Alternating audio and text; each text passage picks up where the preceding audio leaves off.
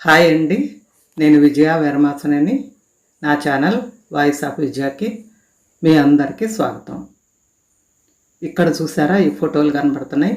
పెనుమత్స మహాయోగిని, కృష్ణా జిల్లా పెనుమత్స గ్రామంలోని మహాయోగిని ఫోటోలు అండి. ఇవి చూస్తుంటే మీకు ఆశ్చర్యంగా ఉంది కదా? అవునండి, అందరికీ అలాగే అనిపిస్తుంది.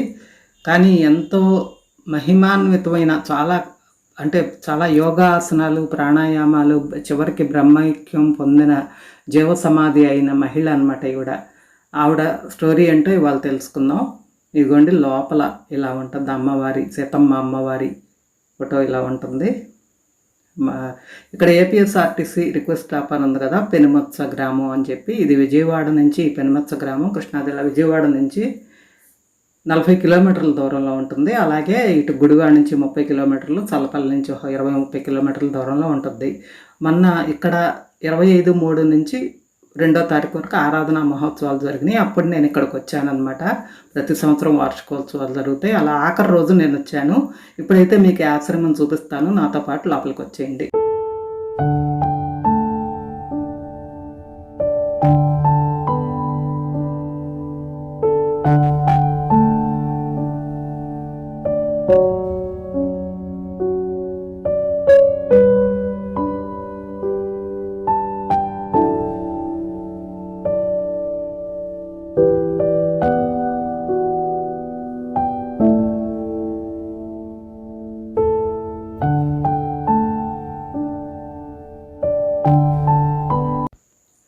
ఇలా అంతా చుట్టూ చూసుకుంటా, ప్రదక్షిణ చేసుకుంటా ఇలా వస్తే ఇక్కడ లోపల పెద్ద హాల్ ఉంటుందండి. ముందు హాల్లోంచి లోపలికి గర్భగుడిలోకి వెళ్ళాలి. హాల్ దాటాక గర్భగుడి వస్తుంది. నేనైతే ఒక ప్రదక్షిణ లోపల గర్భగుడి చుట్టూ కూడా ఒక ప్రదక్షిణ చేస్తున్నాను. ఇలా ఒకవైపు గోడ మీద లక్ష్మీదేవి ప్రతిమ ఉంటుంది. అలాగే ఇంకోవైపు వేణాపాణి సరస్వతీదేవి ప్రతిమ, అది కూడా దాటుకుని ముందుకెళ్ళి మళ్ళీ ఇటువైపుకి వస్తే ఇక్కడ పార్వతి అమ్మవారి ఫోటో ఉంటుంది, అమ్మవారి ప్రతిమ ఉంటుంది. ఇలా గోడకు 3 పక్కల ఉంటాయి. ఇక్కడ నుంచి ముందుకెళ్తే గర్భగుడికి వస్తాం. మళ్ళీ ఇక్కడ నేను ఒకసారి నమస్కారం చేసుకుని, గర్భగుడి ఎదురుగుండానే గోడల మీద ఈ ఫోటోలు ఉంటాయండి. నిజంగా ఆవిడ చిన్నప్పుడే బాల్య వివాహం అయింది. భర్త పెళ్ళైన కాపురానికి వెళ్ళిన 2 సంవత్సరాలకి ఇంకా పిల్లలు కూడా పుట్టకముందే భర్త చనిపోయారు. చాలా ఇంటికి తీసుకొచ్చాక పుట్టింటికి చాలా దిగులు పడుతుంటే ఈ ఫోటో ఫ్యామిలీ ఫోటో వాళ్ళది. చాలా ముగ్గురు అన్నలు, 4 అక్క చెల్లెళ్ళు అనమాట వీళ్ళు. ఇదిగోండి, ఈయన దండమూడి పొర్ణయ్య చౌదరి గారని వీళ్ళ ఇంటి పక్కనే ఉండేవారు. ఈవిడ బాధ చూసి తల్లిదండ్రులు ఏంతో చెప్తే ఈవిడికి కొంచెం భక్తి మార్గం గురించి రామకోటి రాయమని చెప్పి, తులసి పూజ, సూర్యోపాసన అవి చేయమని చెప్తే కొంచెం కొరటపడి అవన్నీ చేసి రామకోటి రాసి భద్రాచలంలో ఇచ్చి, అలా కొంచెం యోగాసనాలు, అట్లాగే తర్వాత కమ్ముల అప్పన్న గారని ఏలూరులో యోగాసనాలు వేసి, ఆయన యోగాసన పండితుడు అనమాట. ఆయన ఇక్కడికి దగ్గరలో ఊరిలోకి వచ్చి ఈవిడిని గురించి తెలుసుకుని ఇక్కడికి వచ్చి ఈవిడికి యోగాసనాల్లో బాగా నిష్ఠాతురాలు అయిన తర్వాత మళ్ళీ ఇంకోసారి వచ్చినప్పుడు ప్రాణాయామం ఇవన్నీ నేర్పిస్తే ఈవిడ దానిలో చాలా ముందుకెళ్ళిపోయి అసలు అందరికీ ఆశ్చర్యం కలిగించే విధంగా నెమ్మదిగా ఆహారం మానేసి ఒట్టి నిమ్మరసం మీద అలా ఉండటం మొదలుపెట్టి చాలా పరిపక్వత సాధించిందనమాట. అక్కడి నుంచి వెనకాల ఇందాక ఈ హాల్ నుంచే మనం గర్భగుడిలోకి వెళ్ళాం కదా, ఇక్కడికి వస్తే మళ్ళీ ఇలా పెద్ద హాల్ ఉంటుంది. ఇది దాటే గర్భగుడిలోకి వెళ్ళాలి. ఇక్కడ కూడా చుట్టూ ఫోటోలు అవి ఉంటాయి.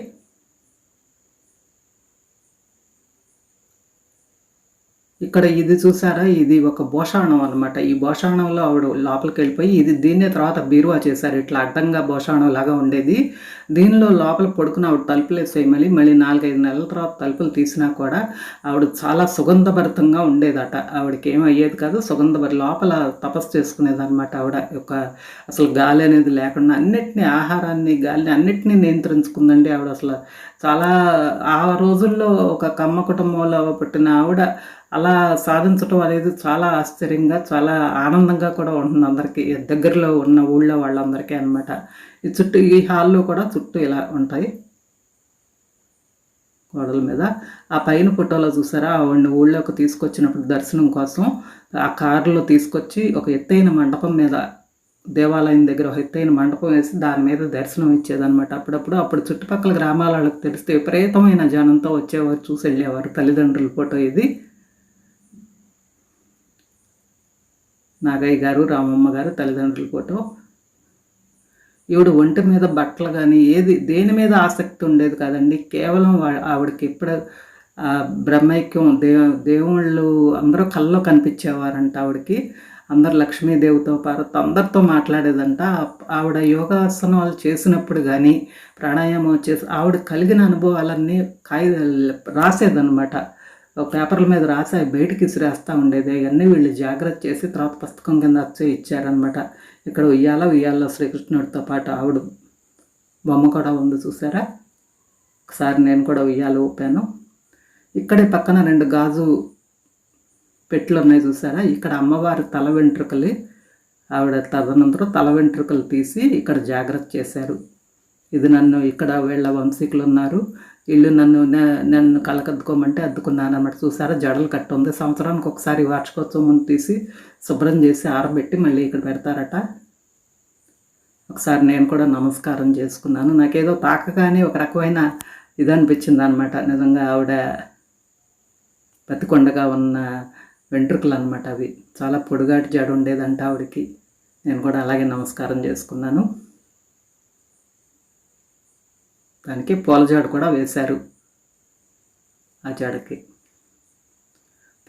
అంటే పాయలు కట్టేసి ఉంది, చూసారా. అట్లా దానికి ఆవిడ చేసినప్పుడు ఇక్కడ ఈ కాగితాలు ఆవిడ బయటికి ఇసిరేసిందని చెప్పాను కదా, ఇవే అనమాట ఆవిడ చేతి వ్రాత ఇది. దీన్ని బైండింగ్ చేయించి తర్వాత పుస్తక రూపేణ అచ్చు ఇచ్చారనమాట. ఎంత ముత్యాలల్లో ఉన్నాయో చూసారా ఈవిడ చేతి వ్రాత. చిన్నగా ముత్యాలల్లే రాశారు. దీని తర్వాత ఈవిడికి మొత్తం ఆవిడ యోగాసనాలు, ప్రాణాయామం, దేవుళ్ళు ఆవిడకి కనపడతాం అన్నిట్లోనూ కలిపి ఆవిడ అనుభవాలన్నీ కూడా కలిపి పుస్తకం కింద రాసిన కాగితాలను పుస్తకం కింద ఇలా ప్రింట్ ఇచ్చారనమాట. అన్ని విషయాలు ఉంటాయండి ఇందులో, అసలు లేని విషయం అంటూ ఉండదన్నమాట. ఎవరైనా యోగాభ్యాసం చేసే వాళ్ళకి కానీ ఎవరికైనా చాలా బాగా ఉపయోగపడుతుంది. ఎవరికైనా ఈ పుస్తకాలు బయట దొరుకుతాయి. మామూలుగా ఎవరికైనా కావాలంటే నా కామెంట్ రూపేణ తెలియజేస్తే నేను మా ఊర్లో కూడా వాళ్ళ వంశీకులు ఉన్నారు, నేను ఎక్కడ దొరుకుతాయో మీకు చెప్తానమాట, మీకు రిప్లై ఇస్తాను. చూసారా, సోహం మంత్ర జపం, పిండోత్పత్తి ఎలా అవుతుంది, ఇలా అన్నీ అనమాట. అసలు ఒక సైన్స్ బుక్ లాగా కూడా అనిపిస్తుంది ఇది.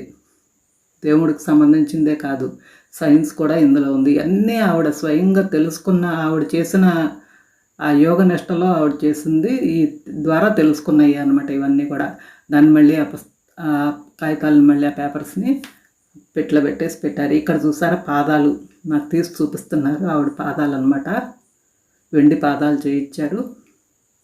దాని మీద గోల్డ్ మీద బంగారపుది పెట్టారు. నమస్కారం చేసుకోమంటే చేసుకుంటే ఇక్కడ నాకు మిరకల్ లాగా, అంటే నేను ఫోను వీడియో ఆన్లో లేదు, జస్ట్ టైమర్ పెట్టుకున్నానని కనపడలేదు. కానీ నేను ఇట్లా కళ్ళకు అద్దుకుంటుండగానే పైనుంచి ఒక పువ్వు రాలి అక్కడ పడిందనమాట పాదం మీద. నాకు చాలా ఆనందం, ఆశ్చర్యం రెండూ వేసినాయి.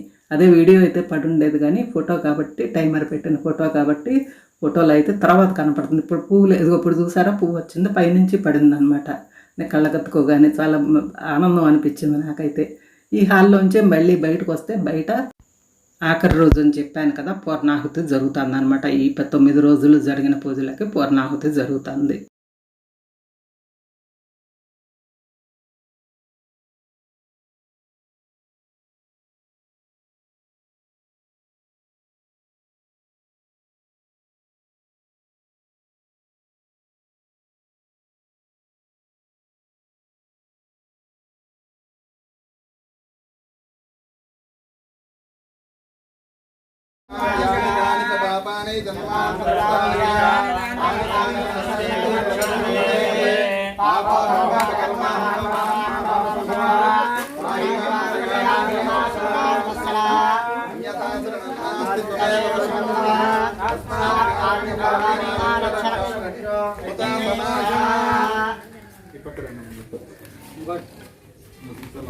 వచ్చిందా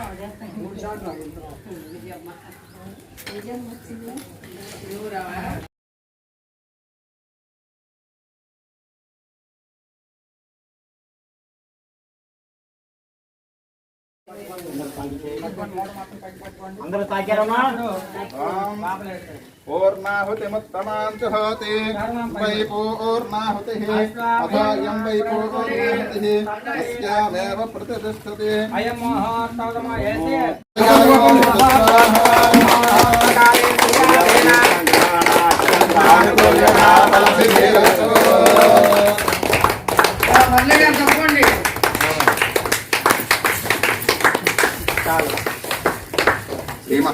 ఇక్కడ ఈ పూజలు జరిగిన 9 రోజులు కూడా రోజు భజన కానీ కోలాటం కానీ అలాగే లలిత సహస్రనామం కానీ విష్ణు అలా ఏదో ఒకటి జరుపుతూ ఉంటారనమాట.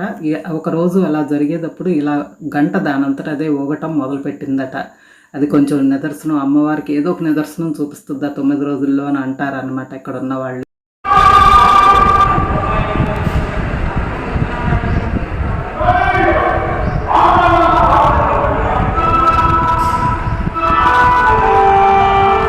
ఈ పూజా కార్యక్రమం అయిపోయాక ప్రసాదం తీసుకొని ఇక్కడ వచ్చిన భక్తులందరికీ మధ్యాహ్నం సాయంత్రం 4 గంటల వరకు అన్నదానం చేస్తారండి. ఎవరు వచ్చినా చుట్టుపక్కల గ్రామాల నుంచి అందరికీ కూడా అన్నదానం ఉంటుంది 9 రోజులు కూడా. ఈ ప్రసాదం తీసుకుని నేను ఇక్కడ మళ్ళీ వెనక పక్క నుంచి ఇలా ఉంటుంది ఈ ఆలయం, ఈ అమ్మవారి ఆశ్రమం ఆలయం అనొచ్చు. వెనక పక్క నుంచి ఇలా ఉంటుంది. ఇందాక ముందు పక్క నుంచి వచ్చాం కదా, వెనక పక్క నుంచి వచ్చినప్పుడు ఇలా గొడుగు ఉంది చూసారా, ఎత్తుగా ఉంది. ఇదేదో మిద్దెలాగా ఈ పైన అమ్మవారి దర్శనం ఇచ్చేవారట ప్రజలకప్పుడు. ఇదిగోండి చాలా పెద్ద పుట్ట. ఈ పుట్టలోంచి పాము కూడా ఈ 9 రోజులు ఎప్పుడప్పుడు బయటకు వచ్చి ఆడుతూ ఉంటుందంట ఒక్కొక్కసారి. అలా ఎప్పుడన్నా ఒకసారి నిదర్శనంగా అలా అంత పెద్ద పుట్ట ఉన్నప్పుడు పాము ఉండకుండా ఉండదు కదా, ఈ పైన దర్శనం ఇచ్చేవారంట అమ్మవారు. అప్పుడు ఆవిడ ఉన్న రోజుల్లో మనం ఇప్పుడు ఆ మెట్లెక్కి పైన కూడా చూసొద్దాం. అక్కడ ఆవిడ పాదాలు ఉంచారనమాట. ఈ మెట్లెక్కి పైకి వెళ్తే మొదట్లో అయితే ఊళ్ళోనే దేవాలయంలో దర్శనం పెద్ద వేదిక వేసి అక్కడ దర్శనం ఇచ్చేవారట. తర్వాత ఇది వాళ్ళ తండ్రి గారి పొలంలోనే ఈ సమాధి కట్టారు ఆవిడకి. జీవ సమాధి అయ్యారు. అందులో ఉండి ఆవిడ తలలోంచి ఆవిడ ఇది వెళ్ళిపోయింది అనమాట, కపాలంలోంచి ప్రాణం వెళ్ళిపోయింది. ఇక్కడ ఈ వేదిక మీద ఇక్కడ కూడా దర్శనం ఇచ్చేవారు అనమాట. అందుకని చెప్పి ఇక్కడ పాదాలు పెట్టారు. ఇక్కడి నుంచి చూస్తే చుట్టూ పొలాలండి. ఇదంతా పెనుమత్స గ్రామం, కృష్ణా జిల్లా పెనుమత్స గ్రామం. ఇక్కడ బాగా మోతుబరి రైతులు ఉంటారు.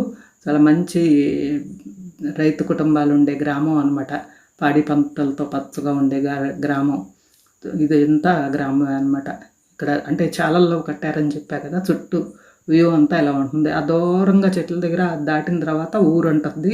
ఇది చాలల్లో ఉంది కాబట్టి ఇలా ఉంటుంది. ఇక్కడి నుంచే పక్కన ఖాళీ స్థలంలో ఖాళీ పొలంలో అన్న సమారాధన ఉంటుంది అన్నా కదా రోజు. అక్కడ కుర్చీలు అయ్యేసి ఉన్నాయి. సాయంత్రం 4 గంటల వరకు అయిపోయింది. నేను వెళ్ళేసరికి కూడా దగ్గర 5 అలా అయిందనమాట. ఒక సాధారణ మహిళ ఇలా మహాయోగిని అయి జీవ సమాధి అయి బ్రహ్మైక్యం అయ్యేంత అయిందంటే దానికి ఏదన్నా పూర్వజన్మ వాసన అయ్యే ఉంటుంది. ఆవిడ చెప్పారట కూడా, పూర్వజన్మలో ఆవిడ బ్రాహ్మణ కుటుంబంలో పుట్టిందంట. 6వ జన్మది, ఇది 7వ జన్మట. ఇక్కడి నుంచి ఈవిడికి జన్మ లేదనమాట, విముక్తి. అలా పూర్వజన్మ కూడా ఈవిడికి తెలిసేదనమాట. మీరు విజయవాడ ఇటు సైడ్ వస్తే తప్పనిసరిగా దర్శించాల్సిన ప్రదేశం అండి ఇది. చాలామంది మనం సాయిబాబాని ఇంకా చాలామంది యోగులను చూసాం కదా ఇలా జీవ సమాధి అయిన వాళ్ళని. మా ఏరియాలో అంటే మా కృష్ణా జిల్లాలో ఈవిడని గురించి ఆ రోజుల్లో వాళ్ళకైతే తెలియని వాళ్ళు ఉంటారు, ఇప్పుడు వాళ్ళకైతే తెలియదు. కానీ నేను ఈ మహాయోగిని గురించి 3 సంవత్సరాల నాడు 3 భాగాలుగా వీడియోలు చేశాను. అవన్నీ ఎండ్ స్క్రీన్లో అలాగే ఐకార్డులో ఇస్తాను, అవి కూడా చూడండి. మీకు ఇంకా ఈవిడ కథ బాగా విపులంగా తెలియాలంటే ఆ వీడియో చూడండి. అందుకని దీనిలో నేను ఊటిని ఆశ్రమం చూపిస్తా టూకీగా చెప్పాను అనమాట. ఫ్రెండ్స్, ఇంకా నా ఛానల్ సబ్స్క్రైబ్ చేసుకున్న వాళ్ళంటే సబ్స్క్రైబ్ చేసుకుని పక్కనే ఉన్న బెల్ ఐకాన్ నొక్కి ఆల్ అనే బటన్ కూడా నొక్కినట్లయితే నేను వీడియో అప్లోడ్ చేసినప్పుడల్లా మీకు నోటిఫికేషన్ ద్వారా తెలుస్తుంది. ఆ పని మరి వెంటనే చేస్తారు కదా. ఈ వీడియో చివరి దాకా వాచ్ చేసినందుకు థ్యాంక్ యూ. బాయ్.